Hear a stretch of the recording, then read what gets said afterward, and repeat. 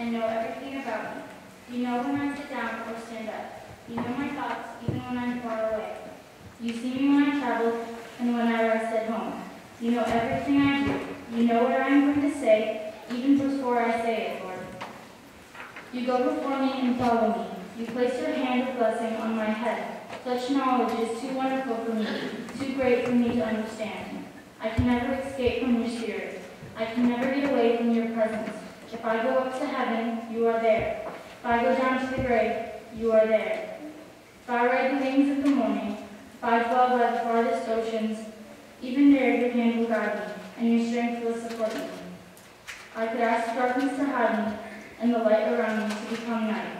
But even in darkness, I cannot hide from you. To you the darkness shines as bright as day. Darkness and light are the same to you. You made all the delicate inner parts of my body. You knit me together in my mother's womb. Thank you for making me so wonderfully complex. Your workmanship is marvelous. How well I know it. You watched me as I was being formed in the utter seclusion, and I was woven together in the dark of the womb. You saw me before I was born. Every day of my life is recorded in your book. Every moment was laid out before a single day had passed. How precious are your thoughts about me, O God. They cannot be numbered. I cannot even count them. They outnumber the grains of sand. And when I wake up, you are still with me. Search me, O God, and know my heart. Test me and know my anxious thoughts. Point out anything in me that offends you, and lead me along the path to everlasting life. This is the word of our Lord.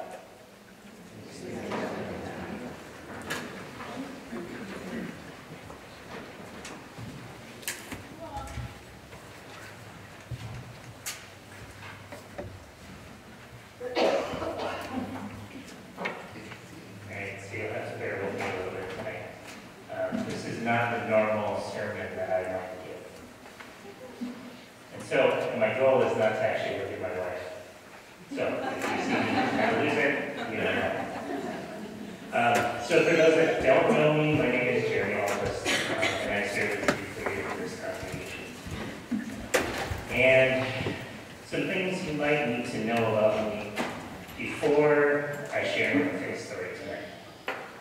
Number one is this. That I am a fixer.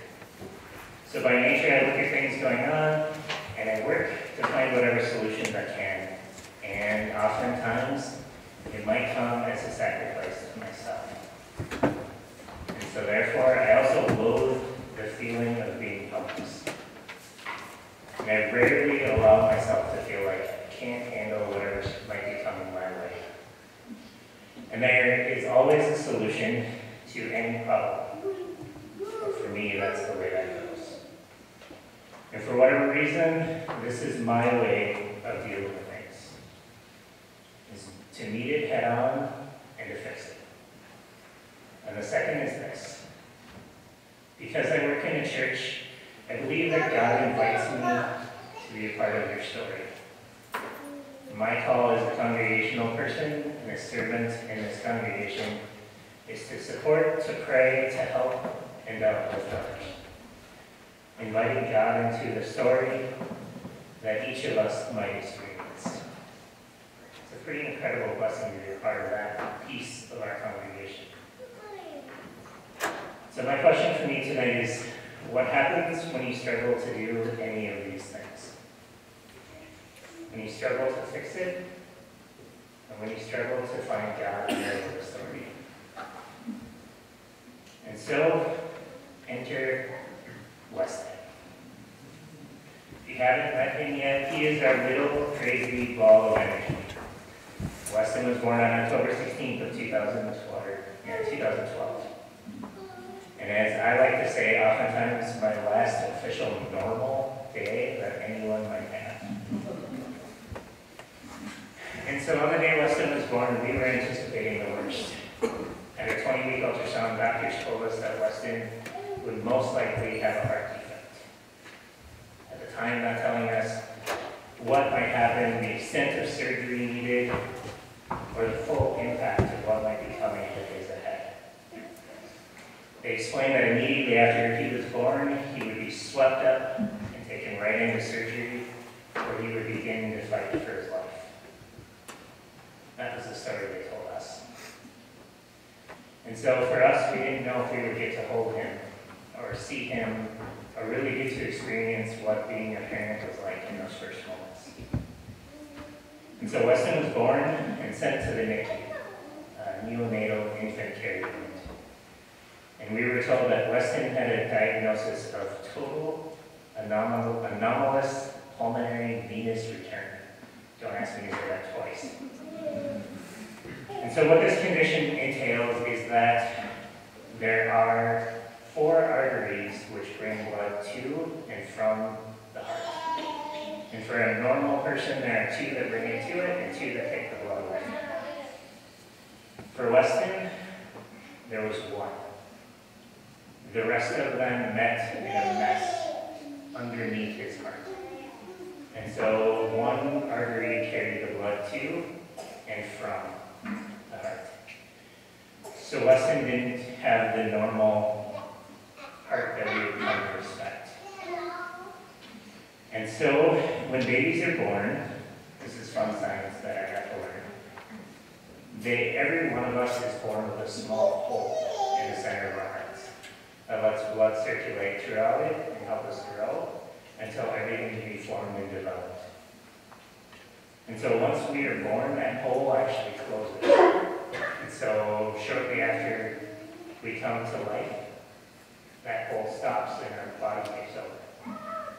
For Weston, his hole stayed out open, allowing him to actually postpone his surgery. So his heart did something pretty miraculous. So we were able to wait on surgery for a total of 8 days, which is really wonderful for him, really stressful for mom and dad. And so to remember what I'm talking about and help you guys think of this, the human heart is the size of your hand in a fist. So if you think of it now, it looks pretty huge. So imagine the fist of a baby. Tiny. So that's just my finger, and the first knuckle of my finger is what he's holding on to. So that's how small of a heart we're talking about. And the second piece is this. If you take and you cut your fingernails, that little white strip that's left is the size of the arteries we're talking about. And this is what they worked on and what they performed surgery on. And they spliced open, like filleting a fish, the artery, and took and surgically attached that to the bottom of his left side of his heart. Can you imagine the skill it takes to do that? And so for us, as we're talking about this tonight, we spent our first 8 days wondering what would happen. Wondering, is he going to turn blue? Are we going to get to go home? At one point, we had the possibility of postponing surgery for upwards of 6 months. And then again, in the next breath, as we had conversation, we needed to go to surgery right now. And so we were left wondering. And as you're waiting, the surgical team and the staff at the hospital begins to show you photos of what you might expect. They show you what you might see when you come out of the room, because they know that this experience will be pretty tough. And so we discovered going into this at about the 5-day mark that Weston was going to have surgery before we were able to leave. And there was no way around it.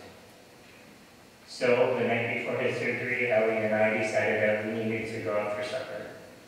And the beautiful reminder, these were the 2 fortunes that we had that night. So this year, your highest priority will be your family. And don't worry about the stock market, invest in your family. Kind of a humbling set of experiences. And so the book of pictures, their words and the things that they told us to remember, we'll never fully be able to explain what was happening. When Weston got out of surgery that day, we were invited into the room to see him, and it took a breath away.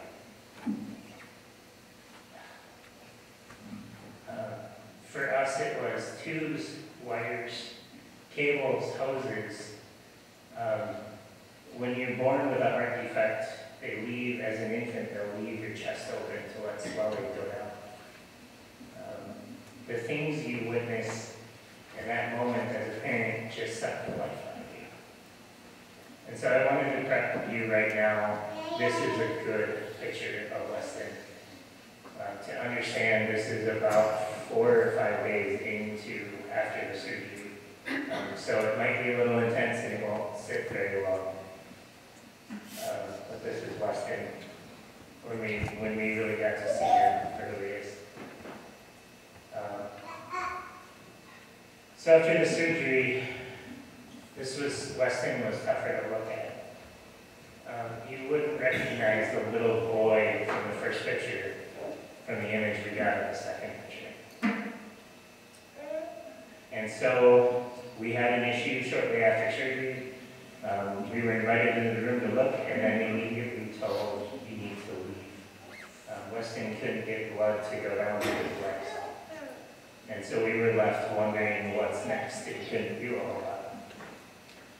So we posted on our blog page about the P dance and invited South Santiago and all of our friends and family to share in and do as much P dance as you could imagine. There's a way for us to help his recovery. So if you've ever had to put on a show to be there for others, then you can understand possibly what I was going through at that moment. To be honest, the image that you saw in the very first image after surgery still in many ways haunts me. Moment I am genuinely not able to fix or take away. It's hard to notice God who can be present in the middle of that when you're struggling just to keep it together. And so as you heard in our reading tonight, I struggle with verses in Scripture that say, before you knew me, you knit me together in my mother's womb. Verses that say you knew all about what was going to happen. And the one that really starts to get to me is the comment and phrase, this is all part of God's plan. And get to understand it. And so the days that followed this surgery for us were all about simply getting through. Enduring and surviving were our way of coping. So Weston spent a total of 27 days just learning how to do the basics. Eat, heal, sleep, and recover. And so for the first week after surgery, our time holding Weston took at least 3 people. It's hard to navigate that many tubes and wires and things just to be able to hold each other. And so the wonderful staff at the hospital always made sure that we didn't pinch a hose or set off an alarm. And we're always sort of keeping us together. But Weston wasn't eating immediately, and he wasn't gaining weight, which were the 2 things we needed to go home. And so we struggled to find out how to see God in the middle of this. And so for us, from start to finish, 35 days of hospital time, and learning how to do things like, for me, things like swaddling a child. Of course, what you don't see is that his feet are in wires, and he has a tube running out of his nose. But I have to tell you, I'm still no good at swaddling a kid. So all the normal things that a parent is learning how to do in their first days, we had the added bonus of trying to do with all the extra stuff. And so, we are pretty blessed as of today. You'll meet our little crazy kid running around. You'll see his face, and you'll probably see him up front at worship, being a part of whatever we do. So Weston is right now recovering wonderfully. We just recently had a 2-year checkup, which is our opportunity to make sure that everything is growing with him. And so far, almost all of it is. We're still waiting on one artery to continue to grow, but they're kind of hopeful hopeful that that will continue. So though we're not out of the clear for future surgeries, right now we're in a good place. And so, the beauty of this surgery is that Weston will never know the extent of his trauma. He'll never know what happens outside of his box. But we, for Ellie and I, the scars are still pretty real. We still wonder where God is in the middle of this. And why somebody so little and tiny would have to endure so much in his first days of life. And so we are still trying to find peace. There's a reason that tonight's faith story went from Ellie and I to just me. It's harder for her with the pictures and talk about it than it is to me. So our scars seem to be a little bit deeper.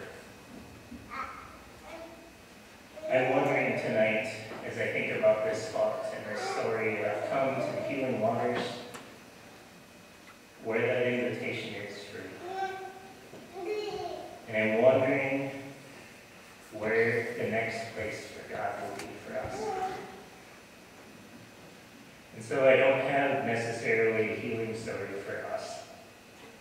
I'm grateful for a God who still answers a lot of tough prayers. Thank you for letting me share.